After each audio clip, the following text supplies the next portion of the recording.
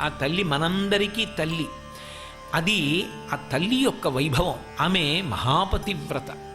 ఆమె ఎంత గొప్పది కానివ్వండి, తనంత తానుగా ఎంతటి నిర్వహణ సమర్థురాలు కానివ్వండి, ఆమె మాత్రం పరమశివుని యొక్క ఇల్లాలు అనిపించుకోవడానికి ఉన్నటువంటి ప్రీతి కేవలము తనంత తాను ఒక స్వతంత్ర ప్రతిపత్తి కలిగిన దానిగా కీర్తింపబడడంలో ఆవిడికి ఆ అందం ఉండదు, ఆవిడికి ఆ ఇచ్చగింపు కూడా ఉండదు. అందుకే మీరు గమనించండి, సౌందర్యలహరిలో అమ్మవారి యొక్క వైభవాన్ని అంత ప్రస్తుతి చేసిన శంకరాచార్యుల వారు సౌందర్యలహరి చివరికి వస్తుండగా అమ్మవారి యొక్క స్వరూప విశేషాన్ని చెప్తూ ఒక మాట అంటారు, మహామాయా విశ్వం భ్రమయసి పరబ్రహ్మ మహిషి అంటారు. జగద్గురువులు లోకము యొక్క ధర్మాన్నంతటినీ కూడా ఆవిష్కరించవలసినటువంటి వారు, దాన్ని నిలబెట్టవలసినటువంటి వారు. ఒక స్త్రీ పరమధర్మం ఫలానా వారి ఇల్లాల్ని అనేటటువంటి వినయంలో భర్తని అనుగమించడంలో ఉంటుంది. అందుకే ఆ తల్లికి కూడా ఏది ఇష్టము అంటే పరమేశ్వరుని యొక్క ఇల్లాలిని అనిపించుకోవడంలోనే ఆవిడికి సంతోషం. అందుకే ఆమె మహామాయాస్వరూపమై సమస్త బ్రహ్మాండములను త్రిప్పగలిగినటువంటి శక్తి కలిగినదైనప్పటికీ భ్రమయసి పరబ్రహ్మ మహిషి, పరబ్రహ్మము యొక్క మహిషిగా ప్రవర్తిస్తూ ఉంటుంది. అది ఆమె యొక్క పతివ్రతా ధర్మం. అందుకే ఆమెకి భర్తృస్థానం మాత్రం ఎప్పుడూ పరమేశ్వరునది. ఆమె కుమార్తెగా రమ్మంటే ఎంతమంది భక్తితో ప్రార్థన చెయ్యండి, అంతమందికి కుమార్తెగా వస్తుంది. అలాగే ఆమె ఒకప్పుడు దక్ష ప్రజాపతికి కూతురుగా వచ్చింది. దక్ష ప్రజాపతికి కూతురుగా వచ్చింది కాబట్టి దాక్షాయణి అని పేరు పెట్టుకుంది. అసలు ఆమె పేరు దాక్షాయణి, కానీ సతీ అని ఒక బిరుదునామాన్ని పొందింది ఆ అవతారంలో. సతీ అది ఎంతవరకు ఔచిత్యమో, అది ఎంతవరకు సమ్మతమో, ఎంతవరకు సమర్థనీయమో అన్న విషయం జోలికి నేను వెళ్ళటం లేదు. ఆమె ఆ అవతారంలో భర్త కోసమని శరీర త్యాగం చేసింది. అందుకని ఆమెకి సతీ అని ఒక బిరుదునామం వచ్చింది. ఆమె దక్ష ప్రజాపతి యొక్క కుమార్తెగా ఉంది దాక్షాయణి అన్న పేరుతో. దాక్షాయణి అన్న పేరుతో ఉండగా ఒక విశేషం జరిగింది. ఒకప్పుడు బ్రహ్మగారి సభ ఒకటి జరుగుతోంది బ్రహ్మలోకంలో. ఆ సభకి అందరూ వెళ్ళి ముందే కూర్చుని ఉన్నారు. సరసిజి గర్భ యోగిజన సర్వ సుపర్వ మునీంద్ర హవ్యభుక్ పరమ ఋషి ప్రజాపతులందరూ చనుదేరియుండగా తరణి సమాన తేజులకు దక్షుడు వచ్చిన తత్సభాసదుల్ తరమిడి లేచిరప్పుడు పితామహ భర్గులు తక్క ఎందరున్ అన్నారు. అప్పుడు బ్రహ్మగారి సభలో అందరూ వచ్చి కూర్చునున్నారు. ప్రజాపతులున్నారు, మహర్షులున్నారు, మునీశ్వరులున్నారు, దిక్పాలురున్నారు, అందరూ కూర్చునున్నారు. అదే సభలో పరమశివుడు కూర్చునున్నాడు. అదే సభలో చతుర్ముఖ బ్రహ్మగారు కూర్చునున్నారు. ఆ వెయ్యడంలో కూడా చమత్కారం ఏమిటంటే పితామహ భర్గులు తక్క ఎందరున్, లోకములకన్నింటికీ కూడా సృష్టికర్త అయినటువంటి బ్రహ్మగారు. భర్గ శబ్దానికి అర్థం ఏమిటి అంటే ఒకటి అజ్ఞానమును తొలగించగలిగినవాడు అని, రెండవ అర్థం కాముణ్ణి కాలుణ్ణి ఏకకాలంలో సంహరించగలిగినటువంటి సమర్థత కలిగినవాడు. కాలుణ్ణి చంపినా కాముణ్ణి చంపినా అది పరమశివుడికే చెల్లుతుంది. ఒకప్పుడు మన్మధుణ్ణి కాల్చేశాడు. వేరొకప్పుడు యమధర్మరాజు గారిని తన ఎడమ కాలి పాద తాకిడి చేత పదఘట్టన చేత సంహరించాడు. అందుకే శంకర భగవత్పాదులు శివానందలహరి చేస్తూ వక్షస్థాడనమంతకస్య కఠినాపస్మార సంవర్ధనం భుభృత్పర్యటనం నమత్సురశిర కోటీర సంఘర్షణం కర్మేదం మృదులస్య తావక పదద్వంద్వస్య గౌరీపతే మచ్చేతో మణిపాదుకా విహరణం శంభో సదాంగీకురు అంటారు. ఆ యమధర్మరాజు గారి యొక్క వక్షస్థలం మీద నీ ఎడమ పాదం పెట్టి తన్ని ఆయనని సంహరించినప్పుడు నీ పాదము ఎంత సొక్కిపోయిందో. శ్రీశైలాది పర్వత శిఖరముల మీద నువ్వు పాదచారివై తిరిగినప్పుడు నీ పాదములు ఎంత సొక్కిపోయాయో. అందుకే శంకర నా మనస్సు అనేటటువంటి మణిపాదుకను తొడుక్కుని నువ్వు నడువు అంటారు. అంటే దాని ఉద్దేశ్యం ఏదో రూపంగా తన మనస్సుని శంకరుడి యొక్క పాదముల దగ్గర సమర్పించడాన్ని మనకి నేర్పడానికి శంకరుడు చేసిన ప్రయోగం. అటువంటి శంకరుడు యమధర్మరాజు గారిని సంహరించాడు మార్కండేయుని యొక్క కథలో.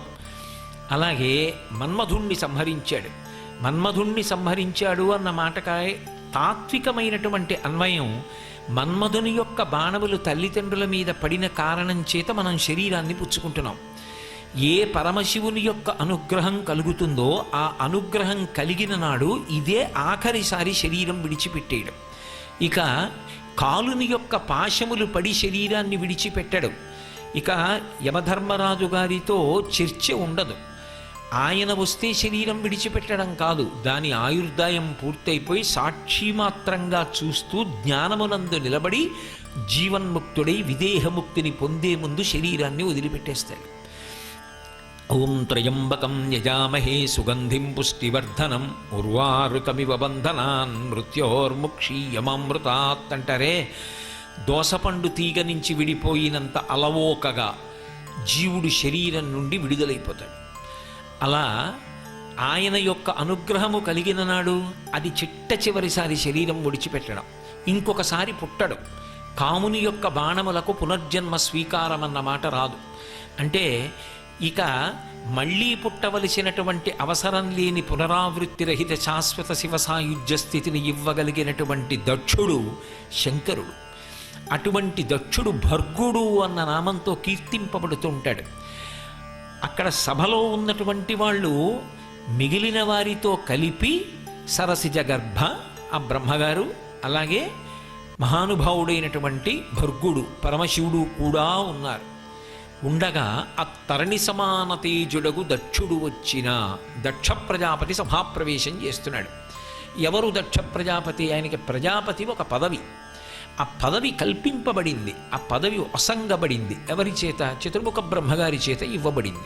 మాకురు ధనజన యవ్వన గర్వం హరతి నిమీషకాల సర్వం మాయామయమిదమఖిలం హిత్వా బ్రహ్మపదం త్వం ప్రవిశ విదిత్వా అంటారు శంకరులు. కాలమునందు అహంకారమునకు ఏ కారణమున్నా ఆ కారణము తీసేస్తుంది. కాలము అంత బలవత్తరమైనటువంటి స్వరూపము. అందుకే అది పరమేశ్వరుని యొక్క నడకగా వర్ణింపబడింది.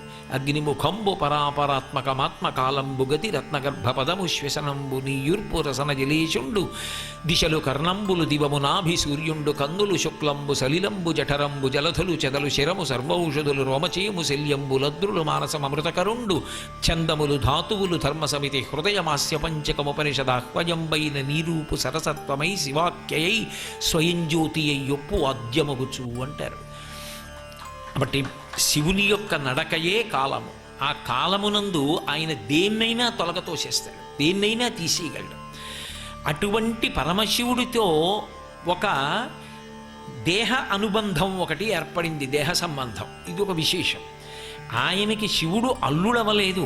ఆయనకి శివుడు అల్లుడవడం అనేది ఎందువల్ల జరిగింది అంటే అమ్మవారి అనుగ్రహం చేత జరిగింది. అక్కడ ఉన్నటువంటి విషయ రహస్యాన్ని మీరు జాగ్రత్తగా గమనించాలి. ఆవిడ మహాకారుణ్యమూర్తి, ఆయన కూడా అంతే.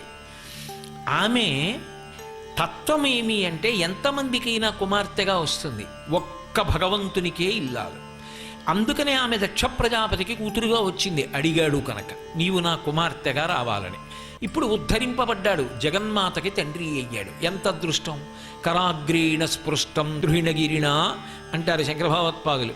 చేత్తో ఇలా గడ్డం పట్టుకుని అమ్మ కొంచెం అన్నం తినవు అని బతిమాలాడు హిమవంతుడు. ఎంత భాగ్య విశేషం!